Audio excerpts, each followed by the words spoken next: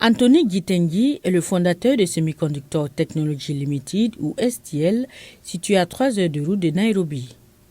Il a apporté le savoir-faire au Kenya depuis les États-Unis, où il a commencé à travailler en 1997 sur les semi-conducteurs, notamment des matériaux qui conduisent l'électricité et sont utilisés dans des milliers de produits. Trouver des travailleurs ayant les compétences nécessaires dans ce domaine était un défi, mais il dit que rencontrer le président de l'Université des sciences et technologies de Dedan Kimanthi a changé la donne.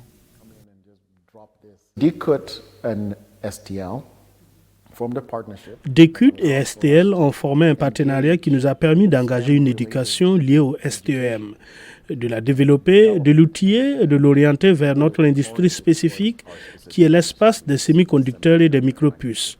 Nous avons donc commencé à former des étudiants et à faire des stages via STL.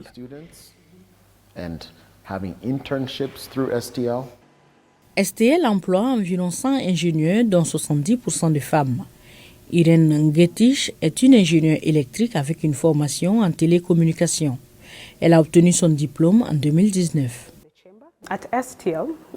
Chez STL, notre objectif ou notre vision est d'être le premier fabricant de puces en Afrique.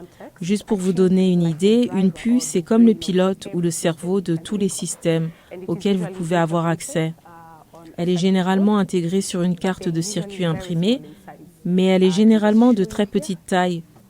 Comme vous pouvez le voir ici, c'est juste quelques millimètres logés à l'intérieur et ils contiennent des milliers de transistors. Les semi-conducteurs sont utilisés dans presque tous les secteurs de l'électronique.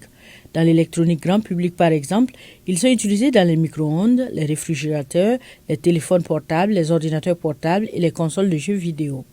Ngetish dit qu'elle est entrée dans le secteur STEM après avoir lu un article sur une autre femme dans le domaine. Alors quand je l'ai lu, elle a mentionné que dans sa classe, il n'y avait que 2 dames. Et comme j'aime faire des choses stimulantes, ça m'a marqué.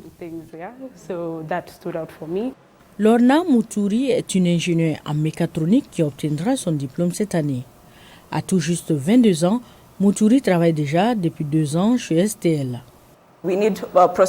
Nous avons besoin que le processus se déroule d'une étape à l'autre. S'il y a une erreur qui se produit, j'entre et je cherche à déterminer ce qui ne va pas dans le travail de code ou dans la machine elle-même. À partir de là, nous pouvons déterminer ce que nous pouvons faire pour rectifier cela. La société Travail a établi des relations avec d'autres universités au Kenya, comme Strathmore et l'université d'Eldoret, ainsi qu'en Ouganda et au Rwanda.